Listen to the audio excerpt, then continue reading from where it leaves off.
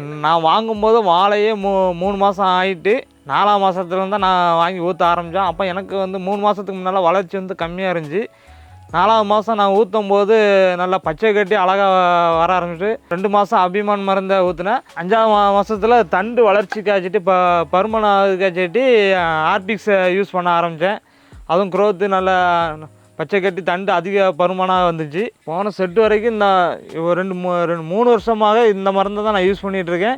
ஏபிகேஸ் மருந்து தான் அதிகமாக யூஸ் பண்ணுவேன். நான் வேறு எந்த மருந்துமே ரசாயன மருந்து எதுவுமே கிடையாது. காய் வளர்ச்சி வந்து அதிகமாக இருந்துச்சு. நல்லா உருட்டு கட்டி நல்ல பார்வையாக இருந்துச்சு. மக்கள் விரும்பி வாங்கினாங்க. பழம் நல்ல டேஸ்ட்டாக இருக்குது அப்படின்னு சொல்லி. நல்ல நீளமாக அதிக லென்த்தாக இருக்குது. அதனுடைய பருமனும் அதிகமாகவும் இருக்குது. சாதாரணமாக கடையில் போட்டாச்சுன்னா ஒரு பழம் வந்து 3 ரூபா அந்த ரேஞ்சில் தான் கேட்பாங்க. எனக்கு வந்து 5 ரூபா ரேஞ்சில் போகும்.